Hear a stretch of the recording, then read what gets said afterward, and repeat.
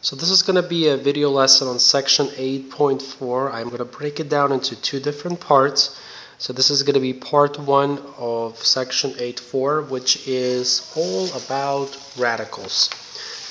And we're going to start this with perfect squares because you can't really do radicals without knowing a little bit about perfect squares. You probably learned about perfect squares sometime in elementary school, 4th, 5th, maybe 6th grade, probably 4th or 5th too. So perfect squares, let me give you a few examples. Are numbers like 0, 1, 4, 9, 16, let's see, there's many more that we can go on, 25, 36, 49, and so on. So any integer, so it can be a fraction, can be a decimal, but any integer that is essentially taken to the second power squared is going to create a perfect square. So here we have a 0 to the second power.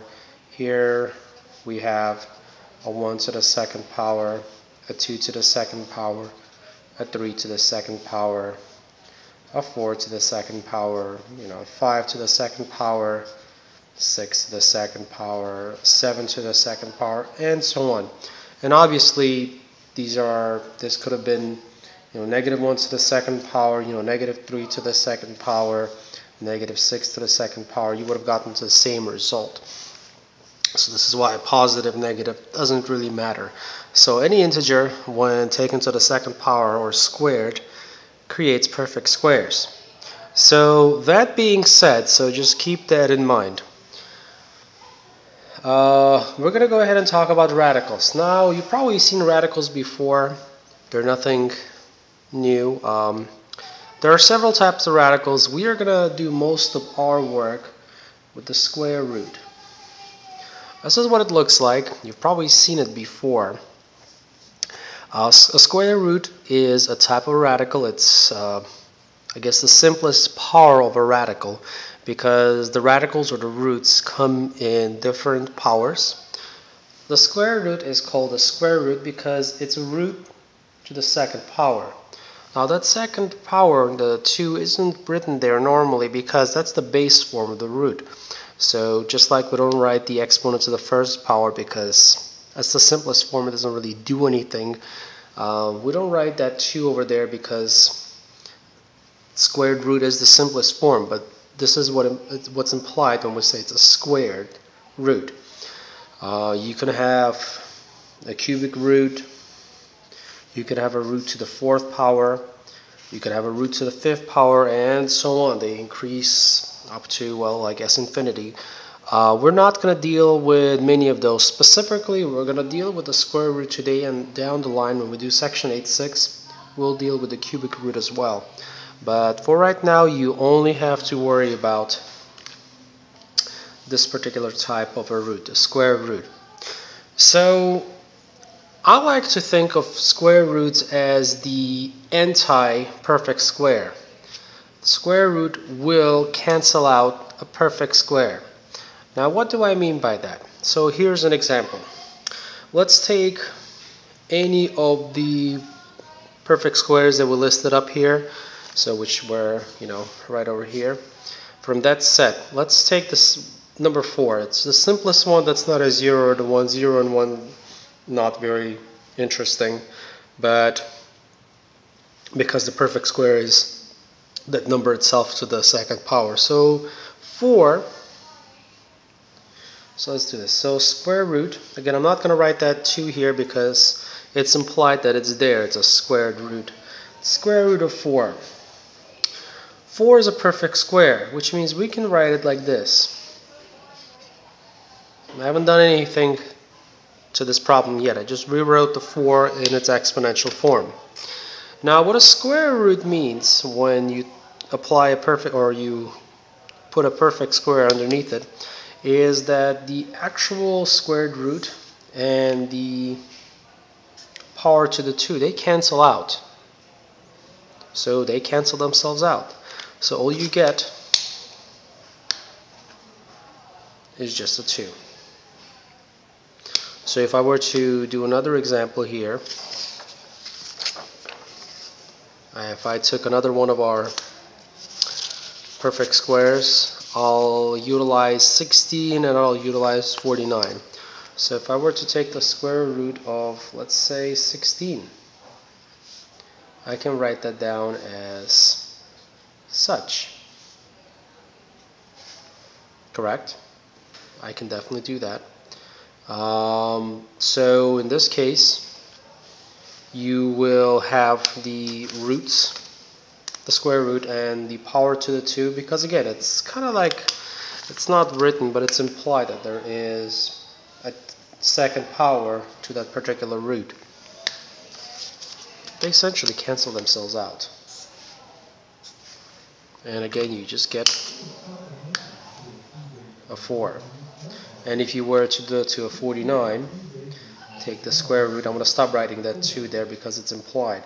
If it's anything but a square root, like a cube root, they'll actually write down the 3 there for the cube root. And if it's a root to the 4th power, they'll write it down. So everything after a square root, they start writing down the number that implies what degree that root is up to. In this case, they don't write it down for the squared root, but it's implied that there's a 2 there.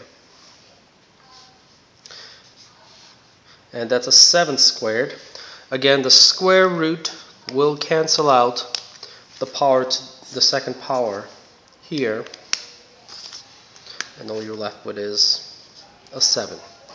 It's literally as simple as that. So if you plug in any perfect square underneath the square root and you write that perfect square in its exponential form, that power to the second will cancel out with a square root and you'll be left with just the base as it is. So that being said, there are several things that we need to keep in mind. First of all, simplest form for a radical expression. You always want to write down your answer in the simplest possible form when it comes to radical expressions. What that means is that you don't want any perfect squares underneath a square root in your answer. So if your answer was this, then it's not in the simplest form because you have a perfect square underneath the root. You have to solve it and get it, for example, to this point. So no perfect squares other than 1. They don't really care about 1 because 1 is just 1. So, 40 times, you could have written down times 1 here. It would change nothing. So that's why we don't really care about 1. But no other perfect square bigger than 1. So starting with 4, any perfect squares that are 4 or larger, they have to be simplified for you to get the simplest form. The second rule is that no fractions in the radicand. So the radicand is whatever is underneath the root. So no fractions inside the root. Can't have that. If you have a fraction, you have to again simplify it. So you can't have this.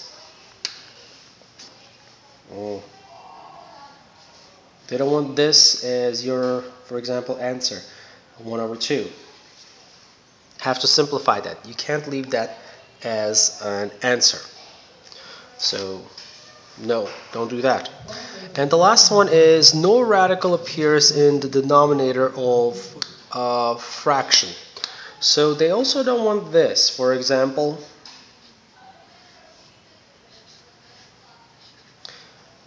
we don't want the radical to be in the denominator. We're okay with being in the numerator, but we don't want it to be in the denominator. So if it does appear in the denominator, you have to modify the problem in such a way where it disappears from the denominator. And I'll show you both ways of doing these two, and you pretty much already know how to get rid of perfect squares underneath of a square root. But we'll do some more practice with this, and then down the road I'll show you these two as well. Maybe not necessarily today, but maybe in the second part.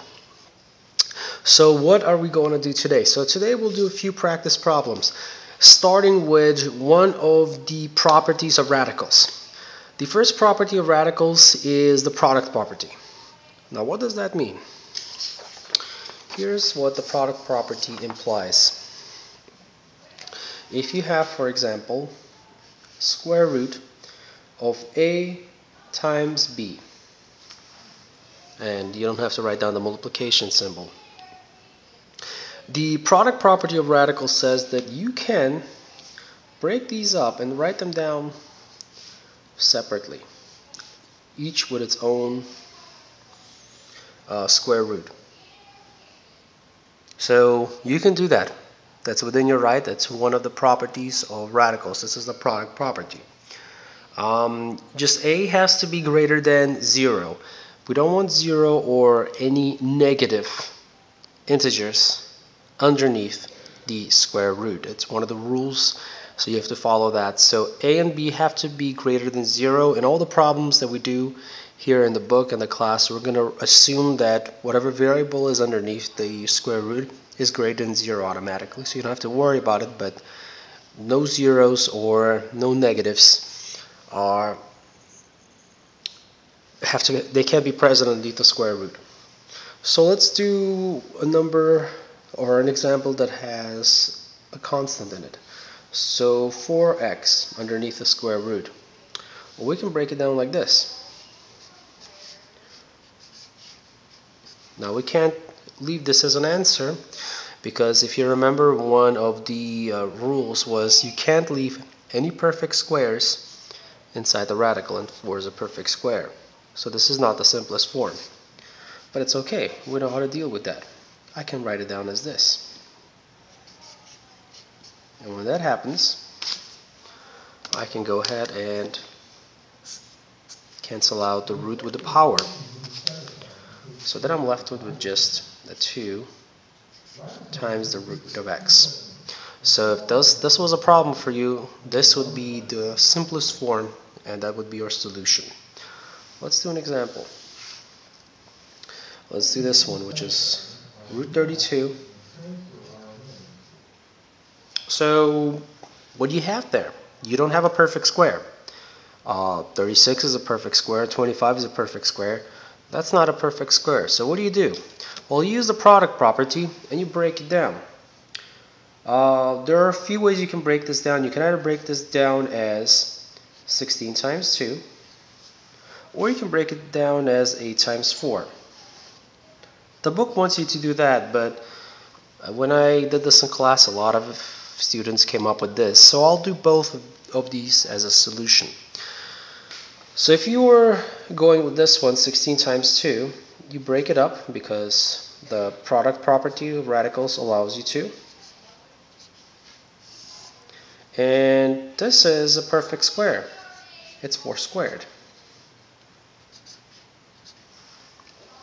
And if I have this, I can go ahead and cancel out the power and the root, and I can get 4 root 2 as my answer. Now you can get the same answer using this particular way as well.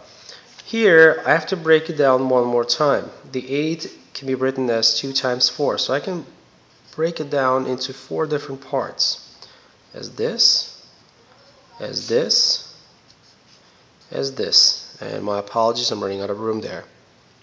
That's root 2 times root 4 times root 4. So that broke off, and over here I broke these off into 2 times 4.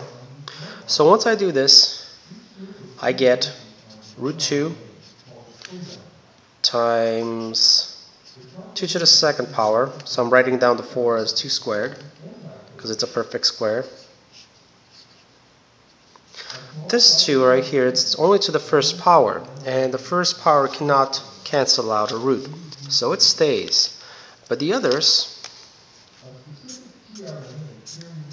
they can cancel out a root because they have a power of a 2 and it cancels out the square root.